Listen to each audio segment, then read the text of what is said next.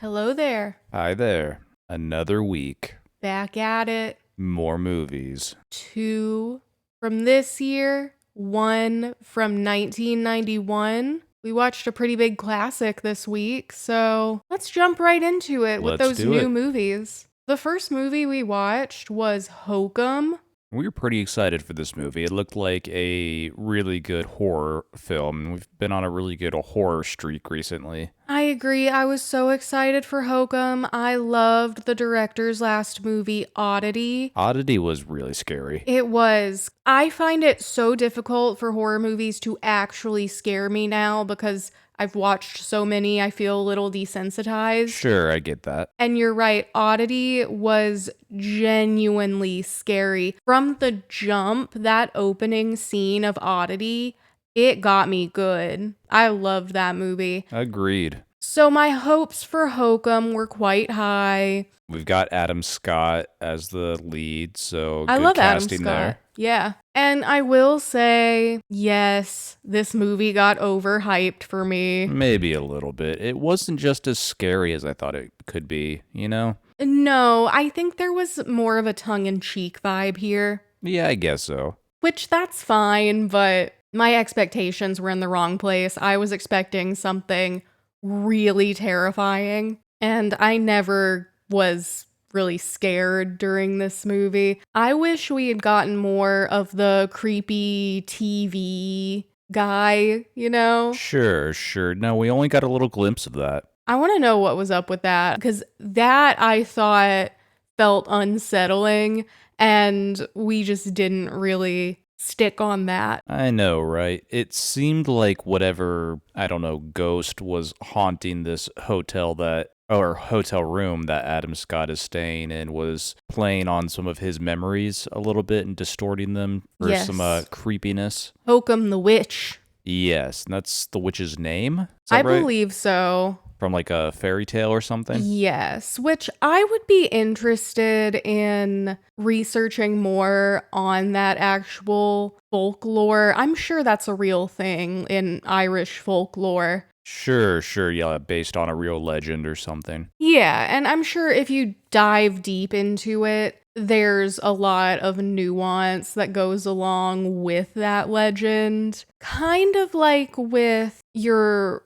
Roger Eggers movies like The Witch and Northman and all of that. Sure. Pulling heavily from folklore. Except for here, it just wasn't as creepy. I think this movie's it was dividing its attention too much between the haunted hotel room, the honeymoon suite, and the bellboy is a serial killer. I didn't think about it like that, but you're absolutely right. That is really what, I don't want to say soured. I didn't dislike this movie, but I do think that stopped the momentum a bit, that whole back and forth. You're right. Splitting the time, I don't believe helped this movie create its vibe. Trying to focus on too many things. And I found it kind of strange that they were just trying to keep the ghost or haunted honeymoon suite or the witch, whatever, Hokum, just locked in the hotel room, and everything else was pretty fine. I'm sure there's something in the folklore that dives into that, but I know you've said this before. You also probably don't need to have to do homework to fully understand or enjoy a movie. They shouldn't make you have to do that. That's right. Yeah, I shouldn't have to do extra research to understand what a movie's trying to portray. Yeah, so I'm wondering if maybe there is some way of trapping Hokum in the legend, I guess so. We saw the thing with the chalk circle. Yes, only saw that used a couple times. It reminded me of the sea bear from SpongeBob. Yes, yeah. I did like the twist. It's the hotel worker is responsible for the disappearance of I think it's the bartender or front desk gal, whoever that Adam Scott had struck up a little conversation with. She disappears. He finds her body pretty quickly. But after a little while, she's just sort of forgotten, it seemed like. One thing I did appreciate about this movie was it kept Adam Scott's motivation in check because he's a pretty sour dude, you know? He's a disturbed individual. He's kind of a dick to everyone. I mean, we learn he kind of went to kill himself. Oh, he absolutely did. Someone like this seems like the kind of person who would just fuck off and wouldn't really stay and try to go through all this and go up to the suite and look for the woman. But I did really think it was strong to have that motivation of, oh, well, she's the one who found him and saved his life, and he feels indebted to her in a way. Yeah, I get that, I guess. I'm not sure, honestly, looking back, if Adam Scott was the right casting for this story and this style of movie. Does that make sense? Yeah, no, that makes sense in a way. I think he's really good at playing that. He's a smarmy writer guy. He feels a little bit like when he's in Severance as, you know, the Audi. Yeah. And he's a little more jaded, a little more, you know, there's maybe some substance issues going on there. I do think he was very believable there, but I don't know. And I'm sure this went back to the directing and the vibe of the script and what they were going for there. But like I said, there's a tongue-in-cheek element going on. Yeah, a little bit. He never seems to fully, I guess, believe or understand what's going on, like what he's experiencing. Mm-hmm. Which I guess that's fair. Different people would react in different ways. Maybe I would be a little incredulous at this situation too.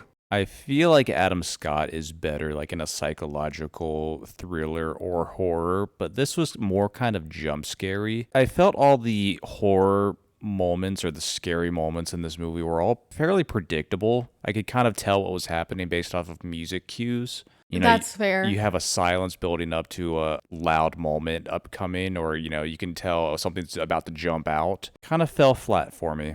No, that's fair. I kind of wonder how I would feel about this movie if I hadn't gone into it like, oh, next movie from the guy from Oddity, great, you know? Well, we had no reason to not be excited for it. That's true. Like, I'm wondering if I set myself up to think it was going to have a certain tone that it didn't. Sure, Because sure. I don't think it's a bad thing that it has a different tone from Oddity. You're right. I just think I was expecting, I was expecting it to be scarier. I wanted to get freaked out and uncomfortable. I turned all the lights off and, made sure the atmosphere was really spooky, and I wasn't freaked out. Even something like when we watched Obsession and did that. Yeah.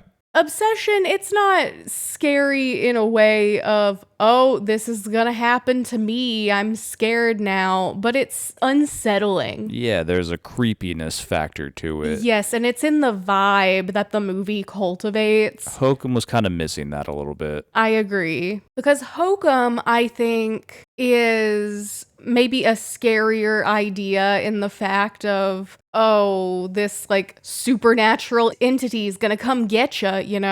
It's like, I'm not making creepy wish stick wishes, Right. I'd say my favorite character was the dude living in the woods with the big beard. He was great. Poor guy. Deserved better. He did deserve better. Was really the hero of our story. But yeah, I guess we sort of see the Hokum witch is living. You take the little elevator, the dumbwaiter elevator down. The witch lives down there. Kind of seemed like the front desk gal or the bartender gal, whoever got kind of put down there and was, I don't know, killed by the ghost or the witch. We saw a little bit of the bellboy serial killer. He gets taken away by the witch. There's that one shot of the kind of room filled with like a bunch of other like creatures or entities or spirits, whatever, that kind of consume him. I kind of saw it as he's being drugged to his own kind of hell. Yeah, and they touched on the folklore there a bit as well. You have the owner of the hotel telling a little kid that story at the beginning of the movie. Right. Which I did think that was a good way to get that into our minds to connect those dots because I'm unfamiliar with this folklore. Maybe if you're in Ireland, you're a little more familiar, but I'm not, you know? I get that. I wanted them to lean into that aspect of it a little bit more. I also feel like it's taking place in this cool little hotel, but no one's there most of the time. It's all closed up or like off season, whatever. We don't get really much interaction with other guests or the owners all that much. It's just the same. It's a very small cast overall. Yeah, it does feel very small scale, you're right, because most of the movie, it's Adam Scott in this one room in the hotel where he's been trapped. He's stuck there. And another thing that I don't know, maybe had something to do with the vibe or the enjoyment level. The lighting was really dark the whole time. There Yes. wasn't a lot going on visually. It felt very samey on a visual level. It did. I got that. Now, one thing I do appreciate is that the overall plot was much different than I thought it was going to be. I assumed it was going to be Adam Scott is visiting this hotel and creepy things happen to him. No, it's Adam Scott essentially gets kidnapped and locked in this haunted room on the off season, so no one's gonna find him. You're right, and that kind of makes me think it's like we're sort of watching two movies or two stories crammed together. Because at the end of the day, the plot really is not about the title of the movie, the Hokum, which it's about him trying to survive and deal with this serial killer character who kind of kicks off all of these events. I don't know. It didn't mash up very well for me. Does that make sense? Because at the end of the day, the true horror is men. There you go. Hotel workers. Gotta beware. But you're right. This movie just wasn't as scary as I thought it could be. I don't know. The setting just sort of seemed off a little bit. Yeah, I agree. And I mean, I was saying after watching the movie, I liked Hokum. It was fine. But I didn't love Hokum, and I was expecting to love Hokum, so I'm overall disappointed. I suppose we were just coming straight off of Obsession. That didn't do it any favors that we watched Obsession the week before. Very true. And if you're less familiar with horror movies, I'm sure plenty of people find this very scary. This is the kind of movie that I don't know if you had this experience in high school, but I feel like it's a really popular thing for high schoolers to just go to the movies, go watch the horror movie that's out at the time. Oh, sure. And just have a grand old time. And Yeah. I think this one is maybe geared toward that vibe a little more. Sure, it's I guess a popcorn horror movie. Yeah. But yeah, it's all right. Adam Scott does a fine job. All the actors, gave good performances, I think. All the effects and everything looked fine. There's nothing incompetent about this movie, that's for sure. Yeah. Like I said, it fell just sort of flat for me. I feel like this could have used reworked a little bit more. The emphasis was just kind of felt like in the wrong places for me. And you're right. I think the coolest kind of scene or the coolest use of like makeup and prosthetics and everything, are we seeing this, I don't know, weird mouse human demon looking thing on the TV, and it's like playing on Adam Scott's memories of like a TV show character. We only see that for a couple seconds and then it's gone. I loved that thing. One of my favorite creepypastas when I was in high school and would read some of those. I forgot the name of it, but it was about this twisted kids show and this guy trying to remember this old show he watched as a kid that he's then starting to think, wait, was that real? Like, that was kind of fucked up. Sure. And it's like this creepy bear. Okay. I don't know. I haven't revisited this since I was in high school, so who knows what the quality was actually like. But I remember always liking that one and thinking it was freaky. And this kind of made me think of that. That's a premise that I like, the creepy kids show.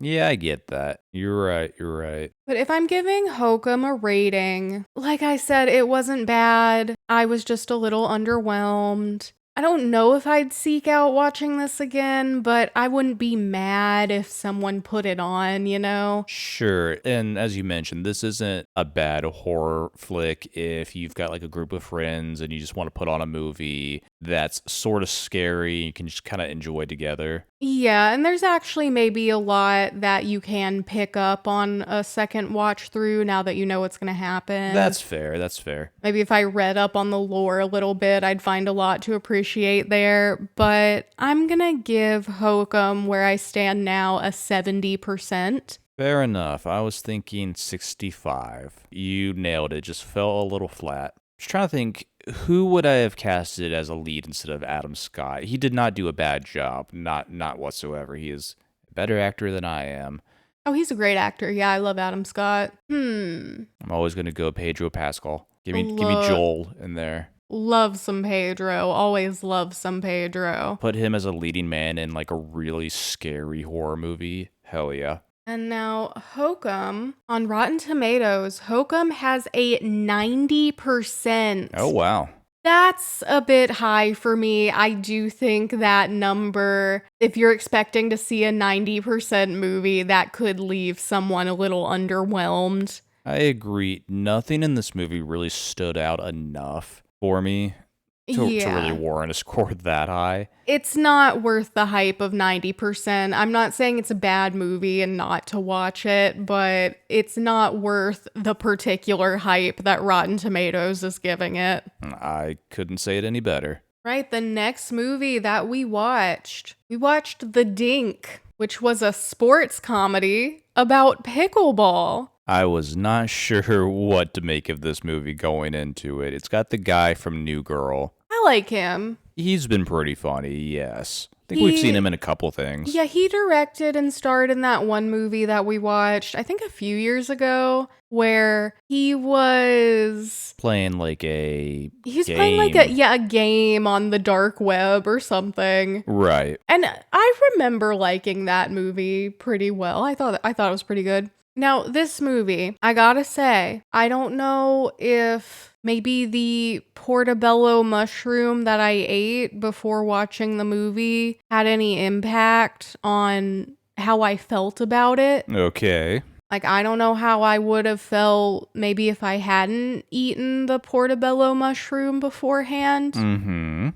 But I thought it was fun. I had a fun time. I laughed. I thought it was funny. I thought it was enjoyable. I had no expectations going into this movie. So if you were sans mushroom, you may not have had a good time? I mean, I don't know. I think maybe that could have changed my mood and the amount that I'm gonna laugh at something. Listeners, just make sure you're watching this movie on a full stomach for full enjoyment. No, I agree. I had fun with this movie as well. It was funnier than I anticipated, and I had a better group of actors, or a higher grade of well-known actors than I anticipated. I agree. See, this is almost the inverse of Hokum. I went into Hokum with such high expectations, and this movie I went in with zero expectations whatsoever, and I was so pleased. I saw that Ben Stiller was going to be in this movie and sort of thought we were going to get like a dodgeball-esque sort of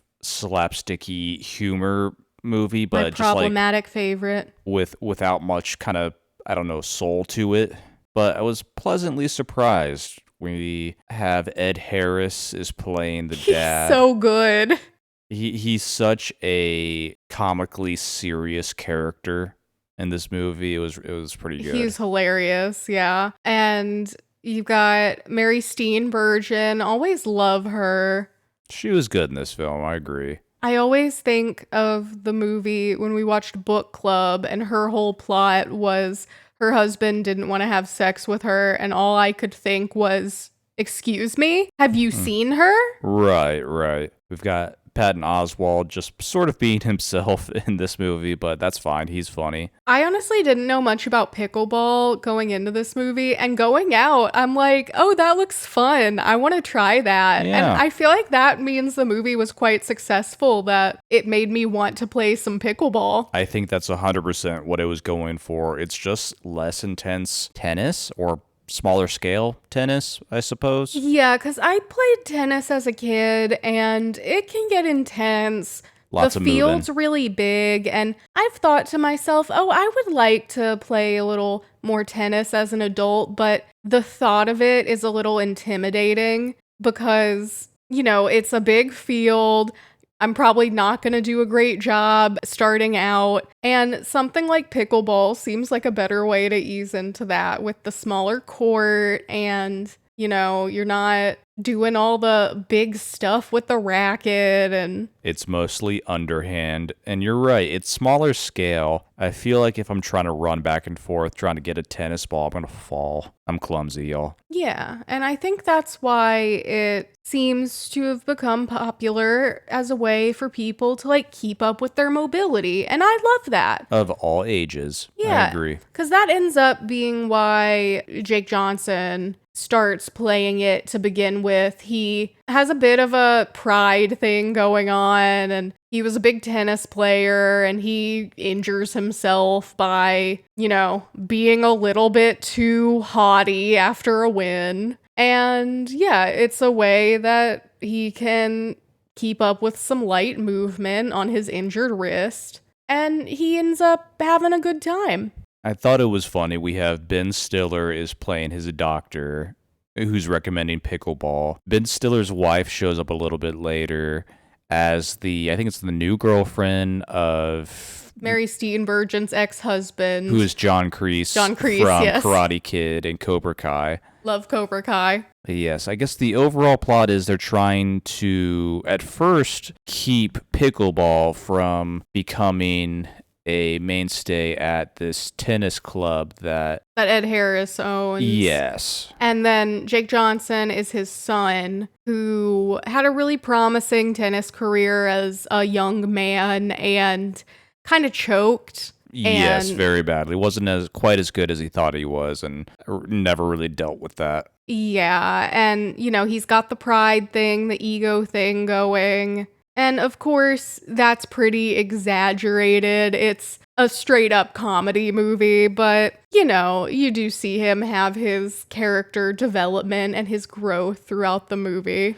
I thought his kind of either assistant or number two, PJ, I think his name was. PJ. He was hilarious. He We love was. PJ. That scene of PJ diving into the pool and the needle drop in the background, that was just chef's kiss. We learned that actor was, I think he had never dove into a pool before and was practicing a lot and just did it in one take, and it all turned out very well. He seems like a nice guy. That's what his Letterboxd review said, yes. Yeah, that's right. He did his own letterbox. That was great. Yeah, this is it's just some fun, witty banter in this movie. It's pretty funny. Got some physical comedy here and there. Of course, lots of pickleball and, hitting the ball back and forth. New girl guy takes himself very seriously and calls himself the Hammer. He has a tattoo of a hammer on his arm. That's fun. I really liked also that this movie subverted our expectations with the romance. Yes. Because the second Mary Steenburgen's introduced, I'm like, oh, well, I mean, look at that. Go that's for it. gonna be his love. That's gonna be his love interest. He tried. She's hot. They have great chemistry. They're watching The Graduate together. Of course, the movie's gonna have her be the love interest. And you're right. He tries, and She shoots him down. she said, "It's because I'm not attracted to you." Hey, fair enough. He didn't even think that was a possibility in his head, that she wouldn't be attracted to him. And, I like that after he has his little bitch baby fit about it, they make up, he apologizes, and they can be friends and pickleball partners, and we don't need to have a romance happen at the end of the movie, you know. I'm glad it went that direction. I did Me think too. for a while there that Mary and Ed Harris were gonna hook up, and that was gonna be how he's convinced to allow pickleball in the tennis club now. But like you said, I was pleasantly surprised. And I thought all the pickleball players were very funny. I liked the group of ladies that he would play with. Oh, they were pretty good, yes. They had really good chemistry in that little group. Yes, absolutely. But yes, like you said, I know more about pickleball than I ever did. It looks pretty fun if we ever find ourselves wanting to go out and do it. I think we looked up and saw there's a pickleball court pretty close to us. There is a pickleball court that's also like a bar and lounge. Oh, that sounds fun. And it's like 15 minutes away from us. Yeah, it seems like a sport you don't have to take too seriously, or by that I mean just have fun with it. Yeah, like I feel like we could knock back a cocktail or two and attempt to play a little pickleball and boy. have a good time. You couldn't do that with tennis, you I know? would definitely fall over then. Let's do it. Yeah, that sounds fun. Yeah, I enjoyed this movie more than I thought I would. It has a really good cast that all has really good chemistry. It's sort of tongue-in-cheek, but in a fun way. It's just a pretty decent comedy. Yeah, I had a great time. You know, eat your portobello mushroom, turn the movie on, you'll laugh, you'll have fun. It was great. I didn't even realize when I was just looking at the Rotten Tomatoes page. Mm-hmm. It's a PG-13 movie. I didn't even realize that. Oh, yeah. I always expect PG-13 comedies especially to not have as much of that fun edge. Yeah, but to be kind of wasn't bland. even missing that. And I will say, going into it, I was, of course, thinking of my favorite tennis comedy, 7 Days in Hell. I haven't seen that in probably 10 years, so who knows if it's held up. I always thought that was really funny when it first came out. I thought you were going to say Challengers. What is 7 Days in Challengers Hell? is not a comedy. It sort of Challengers is a is. masterpiece. What is 7 Days in Hell? Okay, so 7 Days in Hell, it was on HBO back in the day. It's like an hour. Okay. So it's not even a whole movie. Is it fiction or nonfiction? It's fiction. It's a mockumentary. Okay. And We it's love Andy those. Samberg and Kit Harington when he's still in his Game of Thrones era. And this is probably the first inclination for me that Kit Harington was a wacky little actor. Yes. And yeah, it's about these two guys who they're professional tennis players and they have this match that goes like literally 7 days and it's 7 days in hell, but it's a mockumentary formatting. And I just remember when it first came out, I thought it was really funny and I haven't seen it in probably 10 years. So maybe it's not actually funny and maybe my brain was just juvenile, but going into this, knowing it was a comedy with a tennis element, it did have to live up to 7 Days in Hell for me. And I think it did. Yeah, fair enough. I liked this more than I thought. The Dink.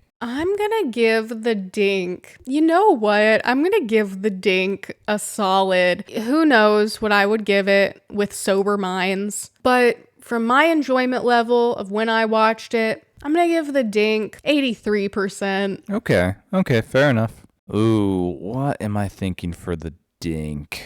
You're right. It's better than I thought I was. It's not the funniest movie of all time, of course, but I'm gonna go ahead and give it a 78. Nice. Not bad at all. And on Rotten Tomatoes, it has a 72%. Okay, I think it's better than that. I agree a little bit more. It has a 59% audience score. Oh, That's just incorrect to me. Maybe all those people were sober watching this. I don't know. that's all the tennis players getting really mad. There you go. You're right. But yeah, I think the Dink, it's worth more hype than 72%. Agreed. Just, you know, have whatever you want to have and turn it on, have a good time. You're right. Just want to kick back and watch a fun movie? Give the Dink a try. And our last movie Da da da da da da da da da da. T2. from 1991, yes, Terminator 2, Let's Judgment go. Day.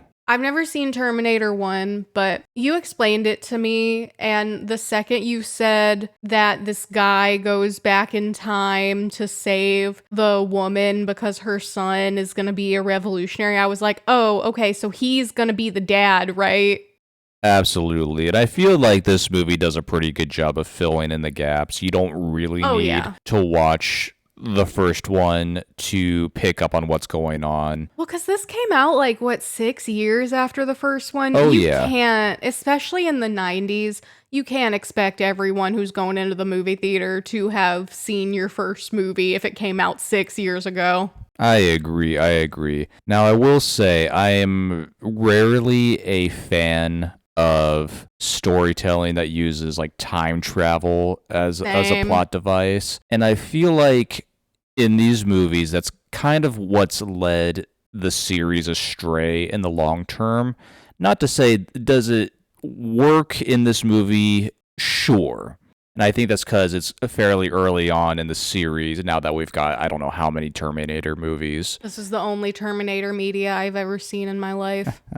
But I feel like the focus really is just the Terminators themselves and the sci-fi, human robot war of the future is taking a backseat to what the action that really is at the forefront. And I don't know, the movie tries to it gets in its own way by just being overly complicated sometimes. But overall, I would say this is a really fun action movie. Yeah, that's fair. It looked really cool. It won quite a few Oscars for its effects, like its sound and its visuals. Prosthetics and everything. I thought Robert Patrick did a great job. I always see little tidbits pop up on like Reddit every so often showcasing how he like trained himself, for example, not to blink when he was firing guns to seem more inhuman. The running scenes where he's like sprinting after like people escaping in like cars or something like that, and he's just running full tilt.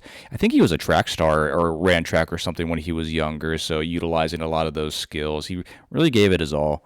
Nice. Yeah, I'm not familiar with that actor, but I think his performance was the best in the movie. He was very unsettling, and what almost makes him feel a little more intimidating is that when you just look at him, he looks like a pretty unassuming, just normal guy. Sure. Not like Arnold, you look at Arnold and you're like, whoa. Yes, he's huge, over the top. At the beginning of the movie, as someone who really didn't know what this movie was about, you've got the voiceover of Sarah Connor. Yes. And she's saying that the Terminator was going back in time again to try to kill her son as a 10-year-old. And then it cuts to Arnold kind of coming back and going into the biker bar to steal clothes. And then you said his name's Robert Patrick? I believe that's him, the other Terminator, yes. Yeah, the T-1000? Yes. Yeah, he comes in too, and he's taking the police car. And so in my head, I was thinking, oh, Arnold's gonna go kill a kid, and then they sent this other guy back to save him, and it was the complete opposite. So I did actually think that was a good twist. And I'm sure it's not a twist for most people nowadays, but I thought it was. Maybe it was for people back in 91 when they first watched it. Absolutely, because Arnold is the antagonist Terminator in the first movie. So going in fresh, if you've seen the first one, you can only assume, he's back again trying to finish the job.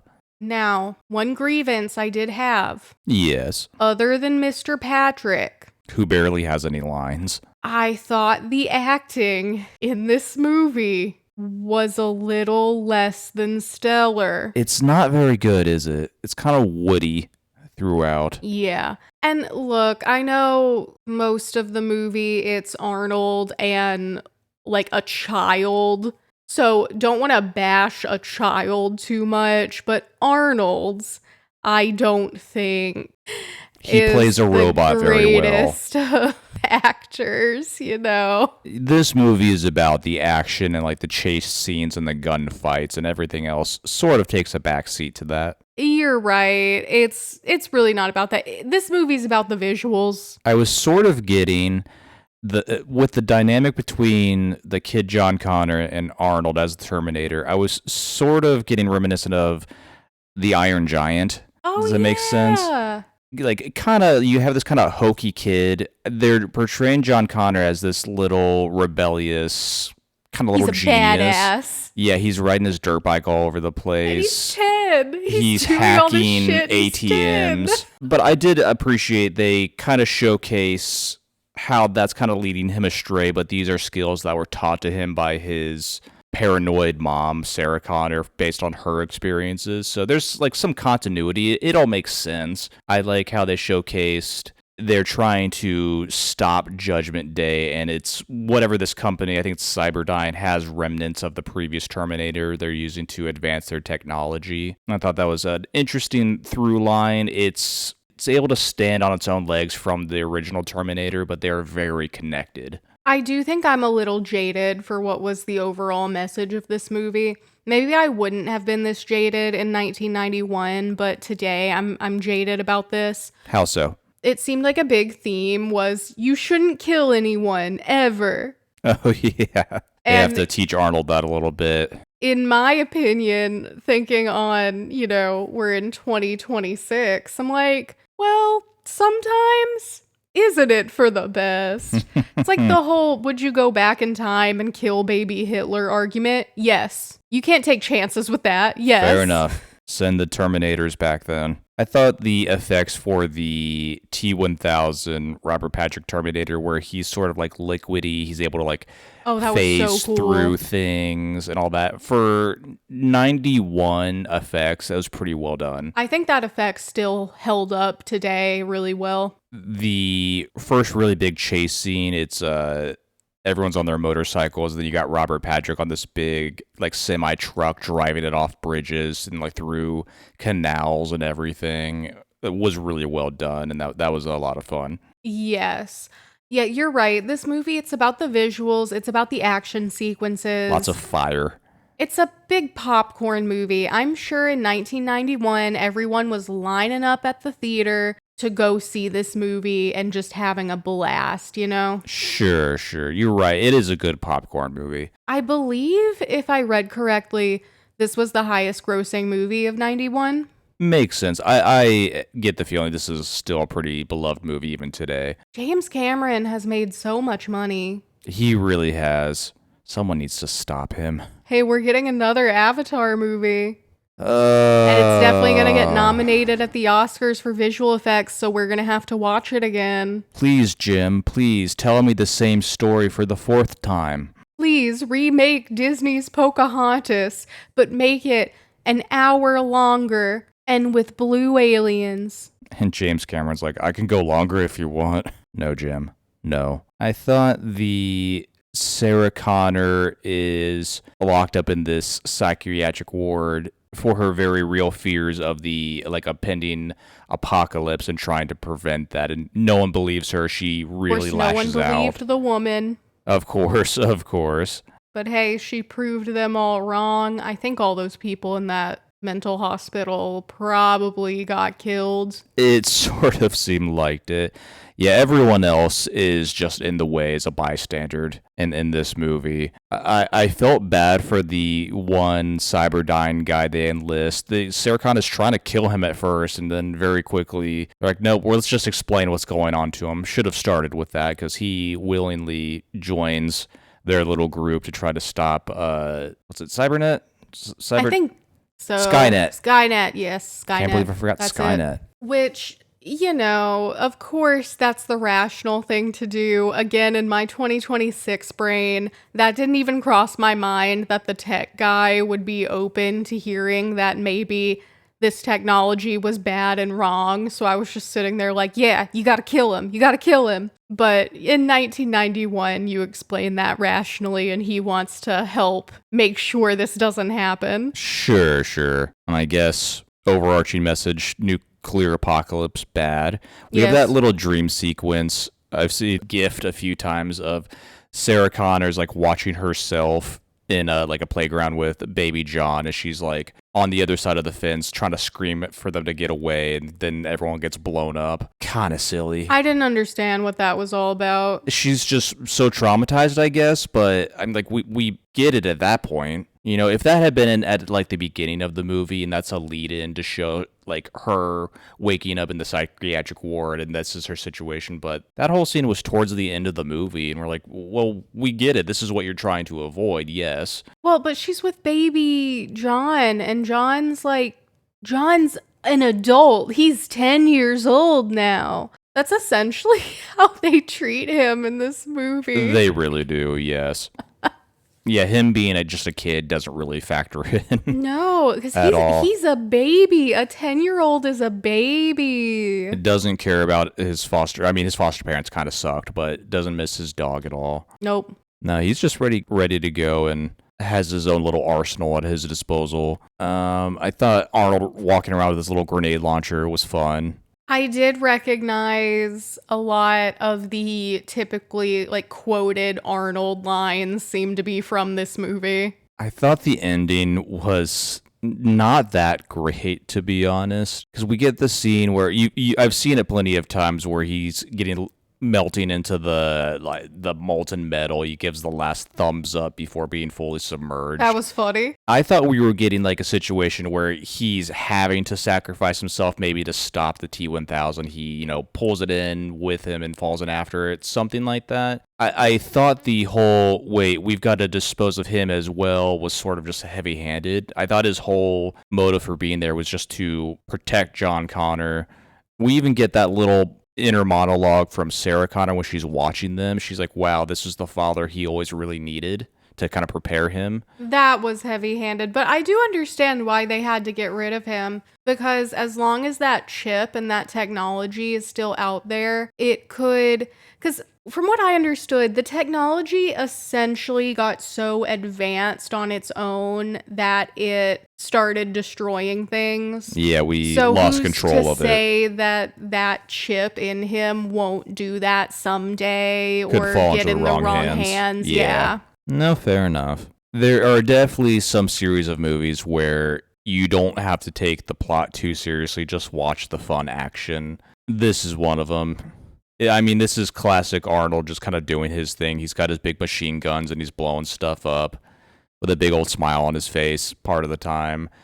He looked great in the partial Terminator kind of prosthetics. He's got the skin peeling off, showing his really red eye and everything. And that was well done. I think the kid actor did his best job. Definitely is a better actor than I am. And Sarah Connor was definitely the real ice cold badass of the movie, who wasn't a Terminator, I suppose. So she did fine as well. I should go back and watch the original Terminator to see how I'd like it. Yeah, for sure. And then after this one, it was a while until the next Terminator movie, wasn't it? It was. I remember watching that, and I think that came out in the early 2000s. Was that the Christian Bale one? No. There was Terminator 3, Judgment Day, or this one's Judgment Day. Whatever one that's called, just Terminator 3. Then the one after, I think it's Terminator, whatever the name was. It's the fourth one has Christian Bale, which I actually kind of like that one. Okay. It's fun seeing Batman being John Connor. Well, I guess if I'm rating Terminator 2, I can appreciate it for what it is. I probably wouldn't find myself clamoring to watch this movie again. I'm just not a huge fan of the series. It's classic and iconic. I get that. I'm going to give Terminator 2 a 70%.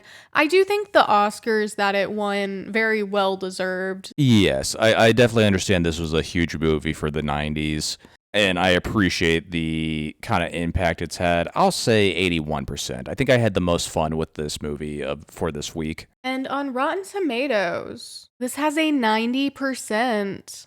Makes sense. I kind of expected that. 90%, look, I think that's a little overhyped. I do think people like their Terminator. Look, I think a lot about this movie is silly, but it's supposed to be. It's I've said this before, and I don't know what other word I can use except to say camp for straight guys. Yeah, I guess I get that. Which that's fun. I like that. There's robots and gunfight and a lot of fire. One of my favorite shows, Cobra Kai, is camp for straight guys. Yeah, there you go. So this felt kind of along those lines. Hey, Cobra Kai is camp for everyone.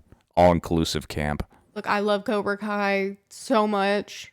I've never even seen The Karate Kid. I love that show. Don't need to. No.